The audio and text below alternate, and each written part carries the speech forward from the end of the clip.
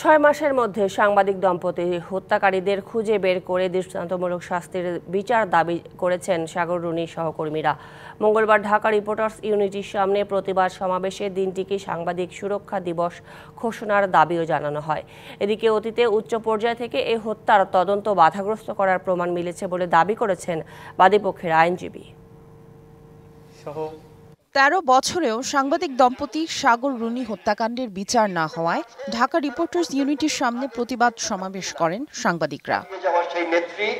এ সময় অন্তর্বর্তী সরকারকে দ্রুত এই হত্যাকাণ্ডের বিচারের দাবি জানান তারা। সাগর রুনি হত্যার সাথে যারাই জড়িত হোক, আপনারা তাদের আইনের আওতায় এনে দৃষ্টান্তমূলক শাস্তি নিশ্চিত করে একটি উদাহরণ স্থাপন করুন। নানা তালবাহানার মধ্যে দিয়ে এই তদন্ত প্রতিবেদন আজ পর্যন্ত আমরা পাইনি। সাগর রুনির কারা হত্যা করেছে তাদেরকে আমরা দেখতে চাই। দিনটিকে সাংবাদিক সুরক্ষা দিবস ঘোষণারও দাবি উঠেছে। সিল্কোর সিল্ক অ্যান্ড শাইন, যাতে আছে আর্গান অয়েল ও ওট প্রোটিনের গুডনেস, যা আপনার চুলকে রাখে হেলদি অ্যান্ড শাইনিং। স্বাধীন সাংবাদিকতা এবং সাংবাদিকদের মত প্রকাশের স্বাধীনতার ব্যাপারে আমরা আন্দোলন চালিয়ে যাব।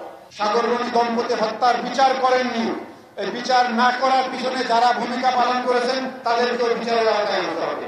এদিকে আলোচিত এই হত্যাকাণ্ডে জড়িত অনেককেই চিহ্নিত করা গেছে বলে দাবি করেছেন বাদীপক্ষের আইনজীবী। 13 বছরেও এই মামলার তদন্ত শেষ করে রহস্য উন্মোচন করতে পারেনি। আমরা মনে করি এটি রাষ্ট্রীয় লেভেলে একটি বড় ধরনের ব্যর্থতার ফল। সাগর রুনি হত্যা মামলার তদন্ত প্রতিবেদন জমা দেওয়ার নতুন তারিখ 2রা মার্চ। 13 বছর পূর্ণ হলো। সামিয়া জান্নাহ, ডিবিসি নিউজ ডেস্ক।